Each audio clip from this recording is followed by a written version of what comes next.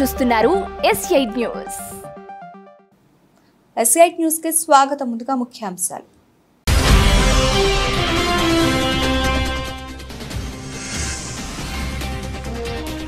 అభివృద్ధి చెందాలన్నా పేదరిక నిర్మూలన జరగాలన్నా కాంగ్రెస్ పార్టీకి ఓటు వేయండి. ఎన్నికల సన్నాహక సమావేశంలో మంత్రి సీతక్క విజ్ఞప్తి.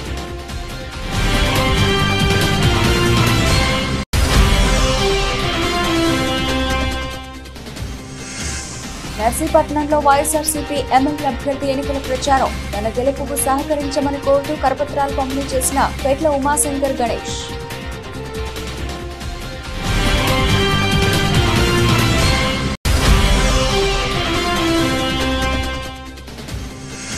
చేవెళ్ల నియోజకవర్గంలో ప్రచారాన్ని నిర్వహించిన బీజేపీ అభ్యర్థి. ప్రజలందరి ఆశీర్వాదం సంపూర్ణంగా లభిస్తుందన్న కొండ విశ్వేశ్వరరెడ్డి.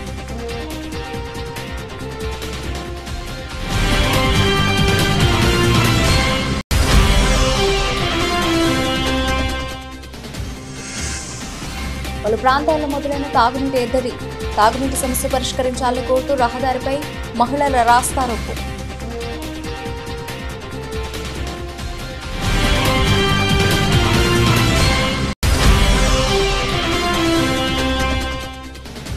కోర్టులో కవిత 5 రోజుల కస్టడీ కోరిన సిబిఐ. లిక్కర్ పాలసీ కేసులో కవితదే కీలక పాత్ర అన్న సిబిఐ అధికారులు.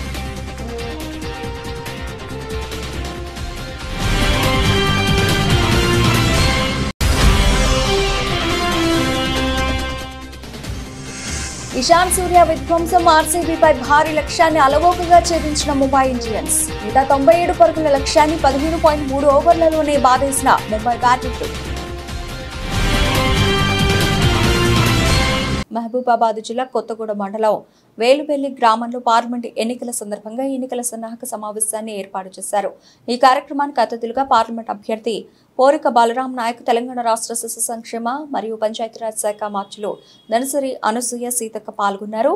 ఈ సందర్భంగా సీతక్క మాట్లాడుతూ గత 10 సంవత్సరాల కాలంలో దేశం అభివృద్ధిలో చాలా వెనుకబడి ఉందని, పేదరికం చాలా పెరిగిపోయిందని, దేశం అభివృద్ధి చెందాలన్నా పేదరిక నిర్మూలన జరగాలన్నా కాంగ్రెస్ పార్టీకి ఓటు వేసి రాహుల్ గాంధీని ప్రధానమంత్రిని చేయాలని కోరారు. కాంగ్రెస్ పార్టీ ముఖ్య నాయకులకు, కార్యకర్తలకు దిశానిర్దేశం చేశారు. చిన్నతనం నుంచి పక్క ఊరే, వాళ్ళ ఊరు మా ఊరు ఒకటే ఎంపీటీసీ, వాళ్ళ ఊరు దాటినాక మా ఊరు పోవాలి నేను. కాబట్టి ఆ రోజు నేను తెలుగుదేశంలో ఉన్నా, అన్న కాంగ్రెస్ పార్టీ కేంద్ర మంత్రిగా ఉన్నప్పటికీ మా ఇద్దరి మధ్య ఎలాంటి విభేదాలు లేకుండా ములుగు నియోజకవర్గ అభివృద్ధి కోసం మరి అనేక కార్యక్రమాలను కూడా తీసుకురావడం జరిగింది.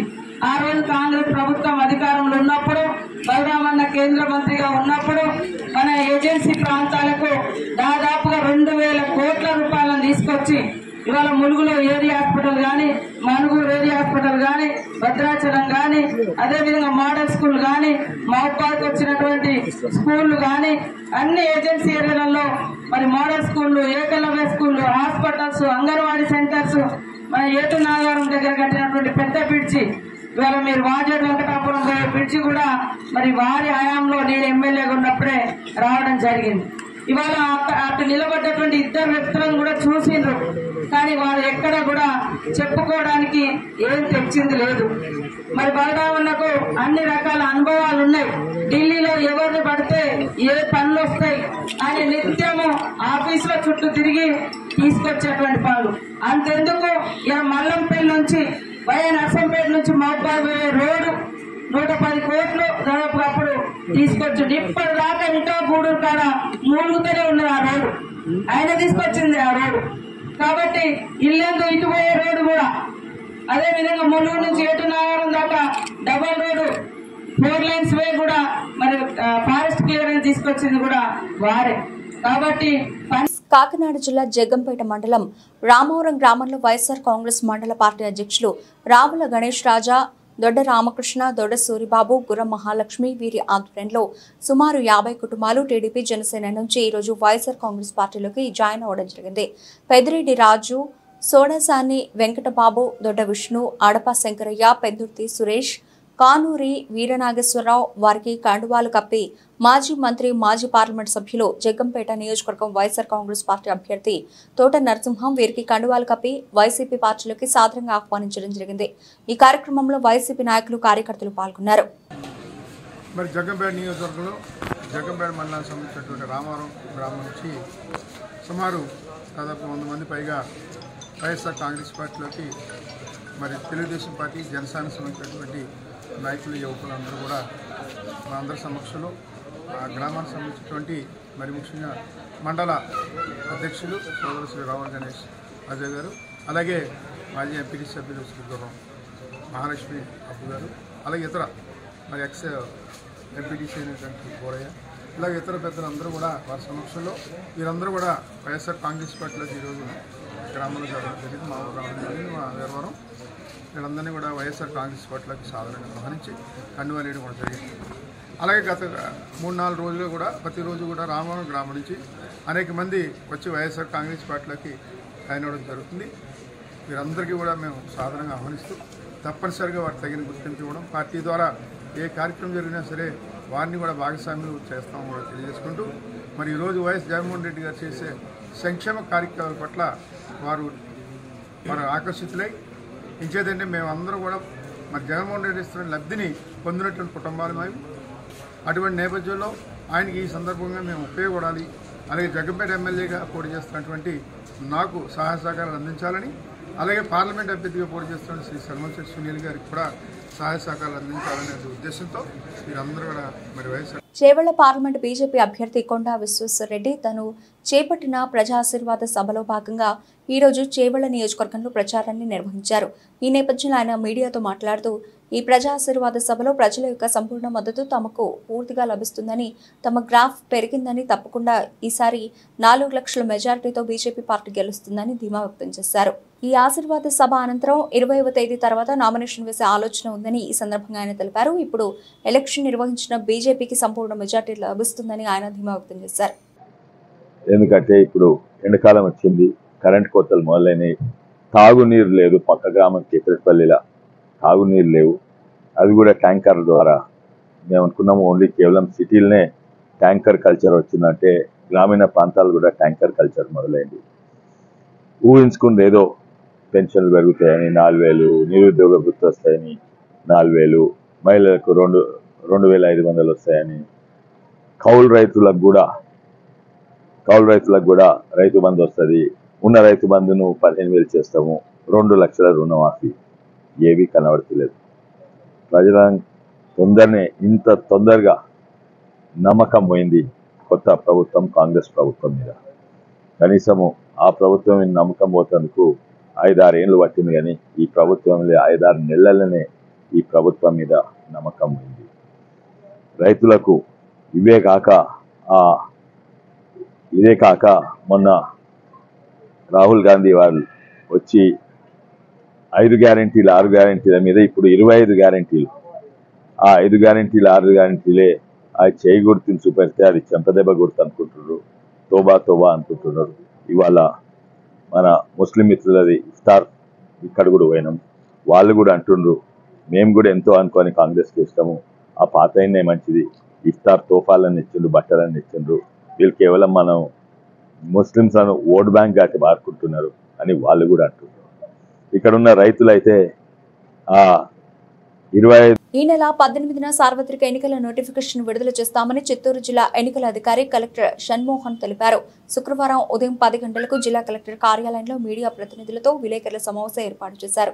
ఈ సందర్భంగా ఆయన మాట్లాడుతూ ప్రజాస్వామ్యంలో ఓటు హక్కు ఉన్న ప్రతి ఒక్కరూ పోలింగ్ కేంద్రాలకు వచ్చి ఓటు వేయాలని జిల్లా ఎన్నికల అధికారి షణ్మోహన్ కోరారు.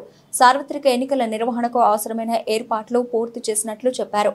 ఎన్నికల నిర్వహణకు సహకరిస్తున్న అన్ని వర్గాలకు జిల్లా కలెక్టర్ కృతజ్ఞతలు తెలిపారు. సో ఇవాళ 12వ తారీఖు మనం సమావేశమైంది. ప్రెస్ మీట్ పెట్టడానికి ముఖ్య ఉద్దేశం నెక్స్ట్ ఈ టైంకి వచ్చే వారం మనకు ఎన్నికల నోటిఫికేషన్ రాబోతోంది. సో ఇప్పటి వరకు మనం చేసిన ప్రిపరేషన్ ఏంటి, తర్వాత 18వ తారీఖు ఎన్నికల నోటిఫికేషన్ వచ్చిన తర్వాత ఇమ్మీడియట్గా మనం జరపాల్సిన పనులు ఏంటి, తర్వాత దీనికి సంబంధించి మన వైపు ఉన్న సంసిద్ధత అండ్ ప్రజల వైపు నుంచి మనం కోరుతున్న కోఆపరేషన్. సో ఈ విషయాల గురించి ఒకసారి త్వరగా బ్రీఫ్ చేద్దామన్న ఉద్దేశంతో ఈరోజు ప్రెస్ మీట్ పెట్టడం జరిగింది. ఫస్ట్ థింగ్ 18th నోటిఫికేషన్ అన్నప్పుడు మనం 18th నుంచి నామినేషన్ స్వీకరించడం జరుగుతుంది 25వ తేదీ వరకు. 25వ తేదీ నోటిఫికేషన్ స్వీకరించిన తర్వాత 29 లోపు మనం స్క్రూటనైజ్ చేసి ఫైనల్ లిస్ట్ ఆఫ్ క్యాండిడేట్స్ని ఫైనలైజ్ చేయడం జరుగుతుంది. సో ఈ ప్రక్రియ జరిగే టైంలోనే మనకి అత్యంత ముఖ్యమైన పోస్టల్ బ్యాలెట్కి సంబంధించి ఎంప్లాయీస్ ఆల్మోస్ట్ ఒక 10-11 వేల చిల్లర ఎంప్లాయీస్, తర్వాత ఒక 23 వేల చిల్లర పీడబ్ల్యూడి అంటే ఫిజికల్లీ అంటే పర్సన్స్ విత్ డిజబిలిటీస్, దెన్ ఒక 6,500 చిల్లర 85+ అంటే 85 ఏళ్ళు ప్లస్ దాటిన వారికి ఇంటికి వెళ్ళి పోస్టల్ బ్యాలెట్ స్వీకరించే సదుపాయం ఉన్నందున లాస్ట్ టైం మీటింగ్లో మనం చెప్పినట్లు సో 20 నుంచి 23 తేదీల మధ్యలో నేను మళ్ళీ I give a press note also. ఆ తేదీల మధ్య ప్రతి ఇంటికి వెళ్ళి బూత్ లెవెల్ ఆఫీసర్స్ వాళ్ళకి ఇవ్వాల్సిన ఫామ్ 12D అనే ఒక ఫామ్ ఇచ్చి. కర్నూలులో వైఎస్ఆర్సీపీ ఎమ్మెల్యే అహ్మద్ అబ్దుల్ హఫీజ్ ఖాన్ మీడియాతో మాట్లాడుతూ బాబు రామోజీలది ఒకటే బడి, ఈనాడు రామోజీరావు నిజస్వరూపం ప్రతిరోజు తన పత్రిక ద్వారా తెలియజేస్తున్నారు. అందులో భాగంగా ఇవాళ తమ నాయకుడు వైఎస్ జగన్మోహన్ రెడ్డిపై వైఎస్ఆర్ కాంగ్రెస్ పార్టీపై విషం చిమ్మే ప్రయత్నంలో భాగంగా ఒక కథనం నారా చంద్రబాబు నాయుడు కూడా ఎన్నికలు రాగానే మైనార్టీలు గుర్తుకొచ్చి ప్రేమ ఒలకబోయడం చూస్తున్నాం. ఆయనకు ప్రతిపక్షంలో ఉంటేనే మైనార్టీలు కనిపిస్తారు, గుర్తుకొస్తారు, కానీ అధికారంలో ఉన్నప్పుడు మాత్రం ఆయనకు ఎందుకు మేము కనిపించాం? చంద్రబాబు పూటకో మాట మాట్లాడడం, ఆయనకు రామోజీరావు భజన చేయడం ఇద్దరిది ఒకటే బడిగా చెప్పుకోవచ్చు. మీరు మైనార్టీలకు తెలుగుదేశం పార్టీ తరఫున ఏం చేశారు? ఈ విషయంపై నేను చర్చకు సిద్ధంగా ఉన్నానంటూ పేర్కొన్నారు. మీరు నిజంగా చెప్పాలంటే మీరు మైనార్టీల కోసం ఏం చేశారనేది నేను బహిరంగ చర్చకు సిద్ధంగా ఉన్నా.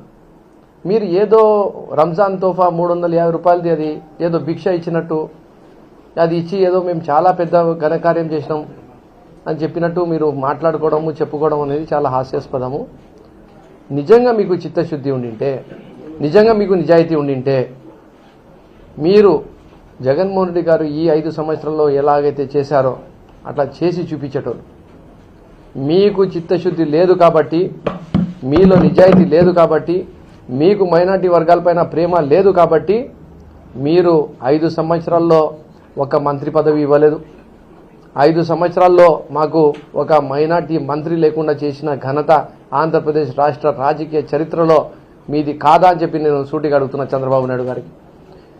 రెండో విషయం ఏమంటే, మీరు నిజంగా మైనార్టీల అభ్యున్నతి కోరుకుంటే వాళ్లకు సాచార్ కమిటీ, రంగనాథ్ మిశ్రా కమిషన్లో ఏమున్నాయి ఆ అంశాలపైన మీరు చిత్తశుద్ధితో నిజాయితీతో వీళ్లకు హ్యాండ్ హోల్డింగ్ చేసి వీళ్లకు మేలు చేసే కార్యక్రమం చేయాలి.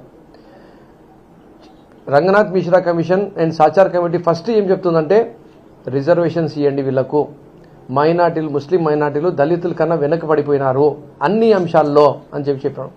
రిజర్వేషన్ ఎవరిచ్చారు? రాజశేఖర రెడ్డి గారు ఇచ్చారు.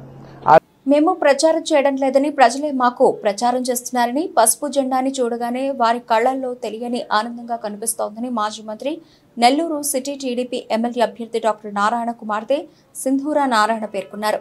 సార్వత్రిక ఎన్నికల ప్రచారంలో భాగంగా ఆమె నెల్లూరు నగరం 45వ division Ramurthy Nagar Royal Enfield showroom తదితర ప్రాంతాల్లో పర్యటించారు. డివిజన్లోని ప్రతి ఇంటికి షాప్కెళ్లి 2014 నుంచి 2019 వరకు నారాయణ చేసిన అభివృద్ధి పనులను ప్రజలకు ఆమె వివరించారు.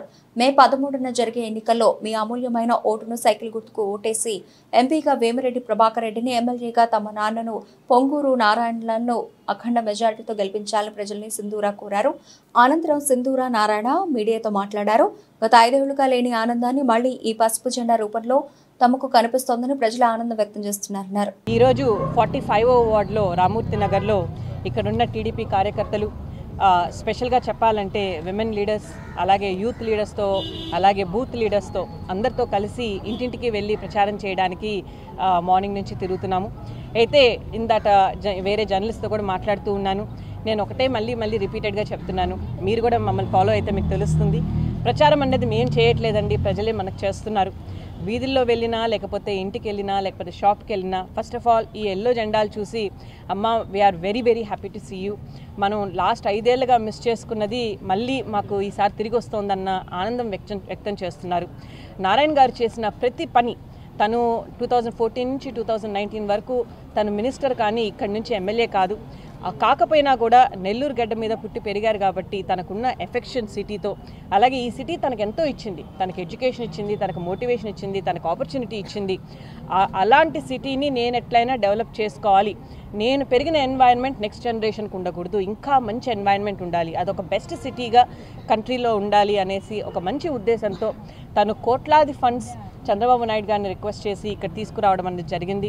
అది అండర్ గ్రౌండ్ డ్రైనేజ్ అయితే కానివ్వండి, మంచి వాటర్ సరఫరా అయితే కానివ్వండి, మంచి కాలేజ్ సపరేట్గా శాంక్షన్ చేయనివ్వడం కానివ్వండి, లేకపోతే నెక్లెస్ రోడ్లు, ఇలా తను తీసుకుంటే తన విజన్, తను ఏదైతే మిస్ అయ్యారో అవి డెఫినెట్గా నెక్స్ట్ జనరేషన్ నెల్లూరు నుంచి మిస్ అవ్వకూడదు అన్న మంచి ఉద్దేశంతో తను ఎంతో కష్టపడి 14 నుంచి 19 వరకు చేశారు. రాజేంద్ర నగర్లో ఓ ఇంట్లో జరిగిన చోరీ కేసును పోలీసులు ఛేదించారు.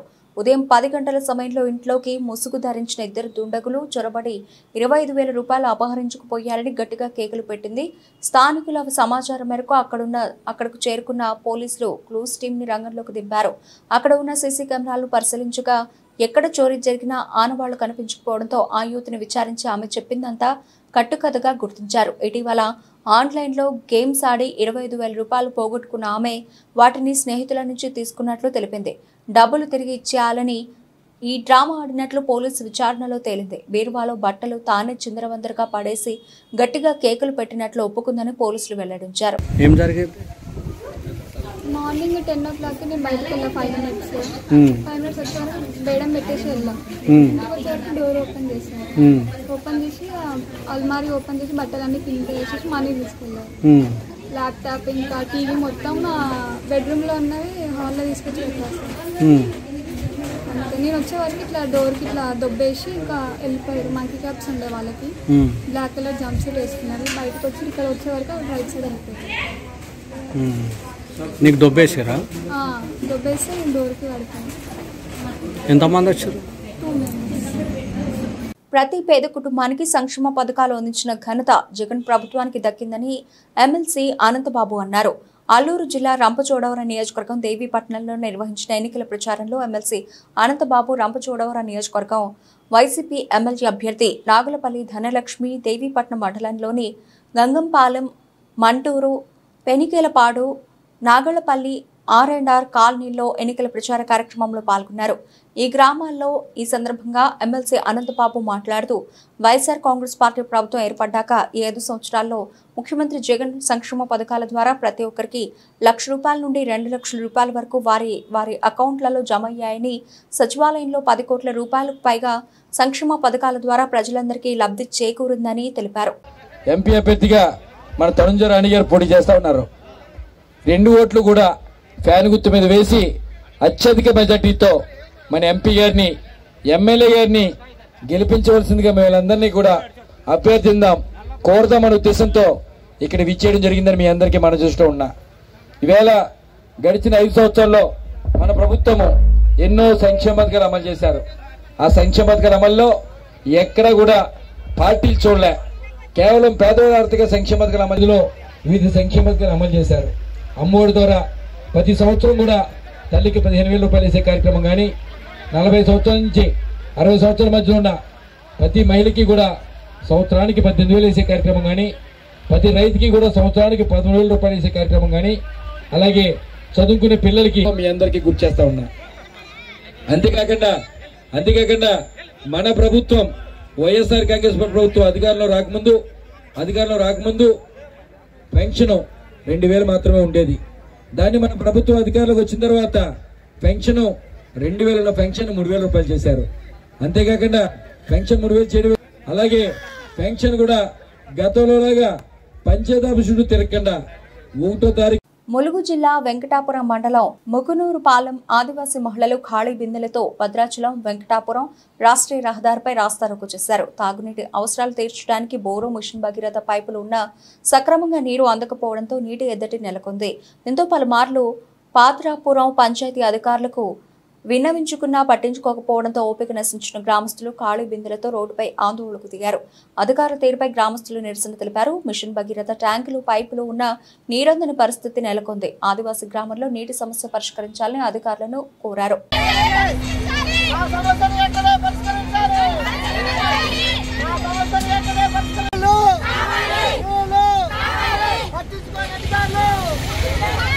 ప్రతిపాడు మండలం పెద్దిపాలెంలో విద్యుత్ షార్ట్ సర్క్యూట్తో అగ్ని ప్రమాదంలో పూర్తిగా కాలిపోయిన ఇల్లు, బట్టలు, సామాగ్రి, నిత్యావసర వస్తువులు, వ్యవసాయ అవసరాలకు దాచుకున్న నగదు సర్వం కోల్పోయిన కలిసి ఆర్థిక సాయం చేసి బియ్యం, వస్త్రాలు పంపిణీ చేసిన వరపుల తమ్మారావు ఫౌండేషన్ సభ్యులు.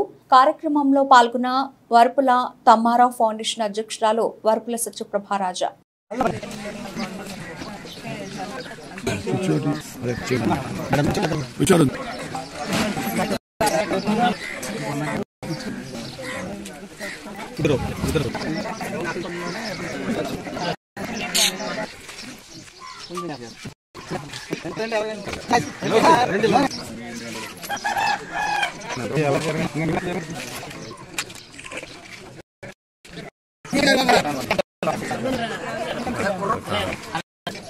ఎచ్చర్ల నియోజకవర్గంలో 2019 సార్వత్రిక ఎన్నికల్లో జనసేన పార్టీ నుండి పోటీ చేసి 2024 వరకు జనసేన పార్టీని నమ్ముకుంటూ వారి కార్యకర్తలను ముందుండి నడిపించిన వ్యక్తి బడానా జనార్దన్.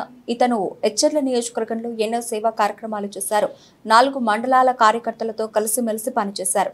ప్రస్తుతం జరగబోయే సార్వత్రిక ఎన్నికల్లో ఎచ్చర్ల నియోజకవర్గంలో కూటమి బీజేపీ ఎమ్మెల్యే అభ్యర్థి నడుకుదుటు ఈశ్వర్రావు, విజయనగరం పార్లమెంటు తెదేపా అభ్యర్థి కలిసెట్టి అప్పలనాయుడుతో కలిసి రాత్రి 10 గంటలకు ఆత్మీయ కలయిక సమావేశం ఎచ్చర్ల జనసేన పార్టీ ఇన్ఛార్జ్ బడానా జనార్దన్ భారీగా ఏర్పాటు చేశారు. ఈ కార్యక్రమంలో బీజేపీ ఎమ్మెల్యే అభ్యర్థి నడుకుదుటి ఈశ్వర్రావు మాట్లాడుతూ నియోజకవర్గంలో తాను ఎమ్మెల్యేగా పోటీ చేస్తున్నానని, కనుక ప్రతి ఒక్క ఓటు అతి ముఖ్యమైనది కనుక ప్రతి జన సైనికుడు కష్టపడి ఈ నియోజకవర్గంలో తన గెలుపుకు కృషి చేయాలని కోరారు. నేను చేస్తున్న ప్రయాణంలో నేను కోరుకునేది ఒకటే, మీరు చేస్తున్న ఈ ప్రయాణంలో మీ ఫ్యామిలీస్ ని కూడా పట్టించుకోండి. తల్లిదండ్రుల కోసం కూడా ఒకసారి ఆలోచించండి. ఏది చేసినా తల్లిదండ్రుల కోసం కూడా ఒకసారి ఆలోచించే నిర్ణయం తీసుకోండి. ఎత్తున్న కోవలో అది పరిసరంగా ఒక అన్నగా అందరూ నా తమ్ముళ్ళే, ఒక అన్నగా నేను మీకు చెప్తున్నాను. మీకు ఈ నియోజకవర్గంలో ఒక ఎమ్మెల్యే అయినా కాదు, ఇంతకు ముందు కూడా నాకు చాలా మంది నా దగ్గరికి వస్తుంటారు. మాకేదో సహాయం కావాలి, ఒక దేవాలయం కడుతున్నామను, లేదా ఒక లైబ్రరీ కట్టామను, లేదా ఇంకోటి చేసామనో ఏదో ఒక కంట్రిబ్యూషన్ అని చెప్పి వస్తుంటారు. కానీ నేను 12 సంవత్సరాల నుంచి ఇక్కడ ఉన్నాను. ఢిల్లీ నుంచి వచ్చినాక ఈ 12 సంవత్సరాల్లో ఎంతో మంది జన సైనికులను చూశాను, మాట్లాడాను, వాళ్ళ భావాలు తెలుసుకున్నాను. కానీ ఒక్క జన సైనికులకు కూడా నాకు ఇది కావాలన్నా అని అడిగిన రోజు నేను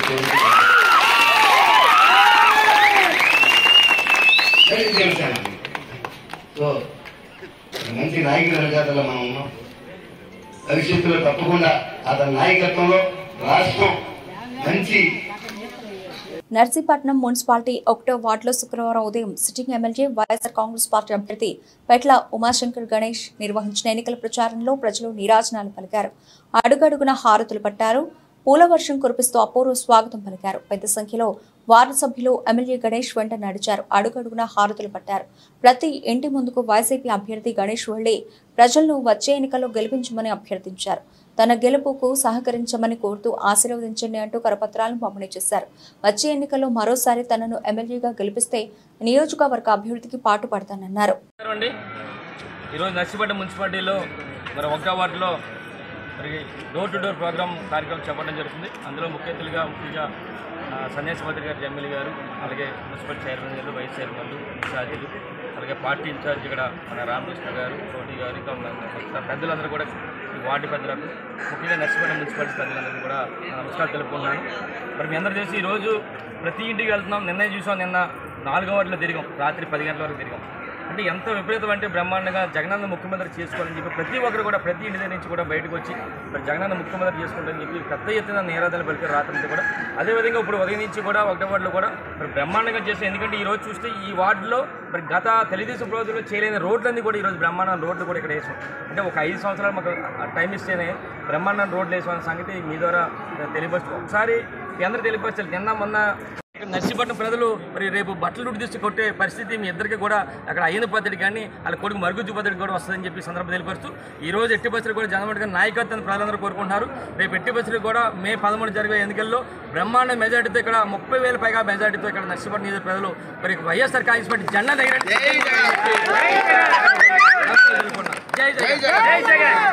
ఢిల్లీ లిక్కర్ పాలసీ కేసులో నిందితురాలుగా ఉన్న బీఆర్ఎస్ ఎమ్మెల్సీ కవితను రౌస్ అవెన్యూ కోర్టులో సిబిఐ అధికారులు హాజరుపరిచారు. కవితను 5 రోజుల పాటు తమ కస్టడీకి ఇవ్వాలని కోర్టును సిబిఐ అధికారులు కోరారు. ఈ కేసులో కవిత కీలక పాత్రను పోషించారని వారు కోర్టుకు తెలిపారు. సౌత్ గ్రూప్ యాప్ పార్టీ మధ్య జరిగిన 100 కోట్ల రూపాయల లావాదేవీలో కవితది ప్రధాన పాత్ర అని వారు చెప్పారు. కవితను లోతుగా విచారిస్తేనే వివరాలు బయటకు వస్తాయని తెలిపారు. కవిత వాట్సాప్ చాట్ వివరాలను కోర్టుకు సిబిఐ అధికారులు అందించారు. కోర్టులో ప్రస్తుతం వాదనలు కొనసాగుతున్నాయి. న్యాయమూర్తి కావేరి బావేజా వాదనలను వింటున్నారు. కవితను సిబిఐ కస్టడీకి కోర్టు ఇస్తుందా లేదా అనే ఉత్కంఠ నెలకొంది. 12 రాష్ట్రాల్లోని 94 నియోజకవర్గాల్లో మే 7న జరగనున్న 3వ దశ లోక్సభ ఎన్నికలకు నామినేషన్ల ప్రక్రియ శుక్రవారం ప్రారంభమైంది. రాష్ట్రపతి తరఫున ఎన్నికల సంఘం నోటిఫికేషన్ జారీ చేసిన అనంతరం నామినేషన్ల ప్రక్రియ ప్రారంభమైంది. కాగా నామినేషన్ పత్రాల దాఖలకు ఆఖరి తేదీ ఏప్రిల్ 19. ఇక మధ్యప్రదేశ్లోని బేతల్ నియోజకవర్గంలో ఎన్నికల వాయిదా కోసం మరో నోటిఫికేషన్ జారీ చేసినట్లు ఎలక్షన్ కమిషన్ తెలిపింది. బేతుల్ లోక్సభ స్థానంలో బరిలో నిలిచిన బీఎస్పీ అభ్యర్థి మరణంతో ఎన్నికలు వాయిదా పడ్డాయని ఈసీ తన నోటిఫికేషన్లో పేర్కొంది.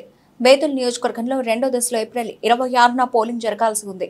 కాగా ఈసీ ద్వారా గుర్తింపు పొందిన జాతీయ రాష్ట్ర స్థాయి పార్టీ అభ్యర్థి ఎన్నికలకు ముందు చనిపోతే ఆ పార్టీ మరో అభ్యర్థిని గుర్తించి రంగంలోకి దింపేందుకు ఎన్నికలను వాయిదా వేయడం జరుగుతోంది. మరో 3వ దశలో ఎన్నికలు జరిగే రాష్ట్రాలు కేంద్రపాలిత ప్రాంతాలు ఇవే: అస్సాం, బీహార్, ఛత్తీస్గఢ్, దాద్రా నగర్ హవేలీ, డామన్ డయ్యూ, గోవా, గుజరాత్, జమ్మూ కాశ్మీర్, కర్ణాటక, మహారాష్ట్ర, మధ్యప్రదేశ్, ఉత్తరప్రదేశ్, పశ్చిమ బెంగాల్. కాగా 18వ లోక్సభను ఎన్నుకునేందుకు 7 దశల్లో ఎన్నికలు జరగనున్న విషయం విదితమే. ఇందులో భాగంగా ఎన్నికల పోలింగ్ ఏప్రిల్ 19న ప్రారంభమై జూన్ 1న ముగుస్తుంది. జూన్ 4న ఓట్ల లెక్కింపు జరుగుతుంది. ఐపీఎల్ 2024లో ముంబై ఇండియన్స్ మరో విజయాన్ని తన ఖాతాలో వేసుకుంది. ముంబై వేదికగా జరిగిన మ్యాచ్లో రాయల్ ఛాలెంజర్స్ బెంగళూరుని పాండ్యాసేన చిత్తుగా ఓడించింది. 197 పరుగుల లక్ష్యంతో బ్యాటింగ్ ఆరంభించిన ముంబై బ్యాటర్లు చెలరేగి ఆడారు. 4లు, 6లతో ఆర్సీబీ బౌలర్లను చితగ్గొట్టారు. ముఖ్యంగా ఓపెనర్ ఇషాన్ కిషాన్, అలాగే middle order batsman Suryakumar Yadav ధ్వంసం సృష్టించారు. బౌండరీలు, 6లతో విరుచుకుపడ్డారు. వీరికి తోడు స్టార్ బ్యాటర్ రోహిత్ శర్మ, చివర్లో కెప్టెన్ హార్దిక్ పాండ్యా కూడా రాణించడంతో కేవలం 3 వికెట్లు కోల్పోయి 15.3 ఓవర్లలోనే ముంబై ఇండియన్స్ లక్ష్యాన్ని ఛేదించింది. 7 వికెట్ల తేడాతో ఘన విజయాన్ని తన ఖాతాలో వేసుకుంది. ముంబై విజయంలో కీలక పాత్ర పోషించిన ఓపెనర్ ఇషాన్ కిషన్ 34 బంతుల్లో 69 పరుగులు బాదాడు. ఇందులో 7 4లు, 5 6లు ఉన్నాయి. ఇక సూర్యకుమార్ యాదవ్ ఈ మ్యాచ్లో మెరిశాడు. పాత సూర్యను గుర్తు చేస్తూ కేవలం 16 బంతుల్లోనే అర్ధశతకాన్ని పూర్తి చేసుకున్నాడు. బులెటిన్ ముగించే ముందు హెడ్లైన్స్ మరోసారి.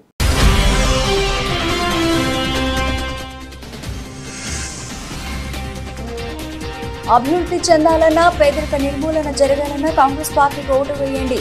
ఎన్నికల సన్నాహక సమావేశంలో మంత్రి సీతక్క విజ్ఞప్తి.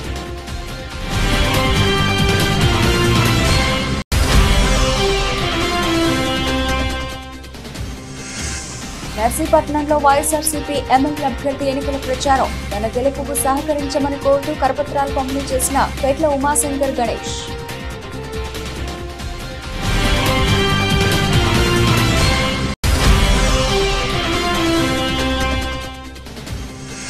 చేవెళ్ల నియోజకవర్గంలో ప్రచారాన్ని నిర్వహించిన బీజేపీ అభ్యర్థి. ప్రజలందరి ఆశీర్వాదం సంపూర్ణంగా లభిస్తుందన్న కొండ విశ్వేశ్వరరెడ్డి.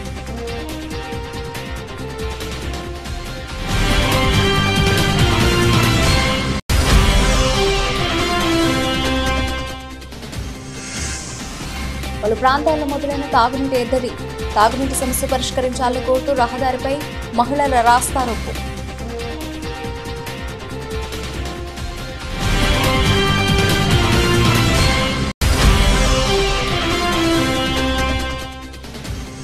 అరెస్టులో కవిత 5 రోజుల కస్టడీ కోరిన సిబిఐ. లిక్కర్ పాలసీ కేసులో కవితదే కీలక పాత్ర అన్న సిబిఐ అధికారులు.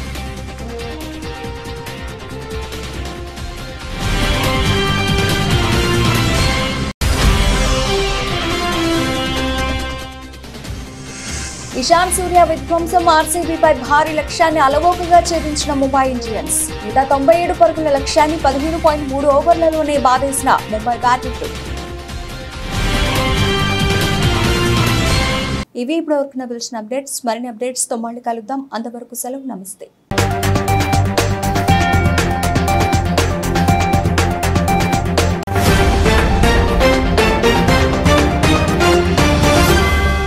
మీరు చూస్తున్నారు S8 న్యూస్.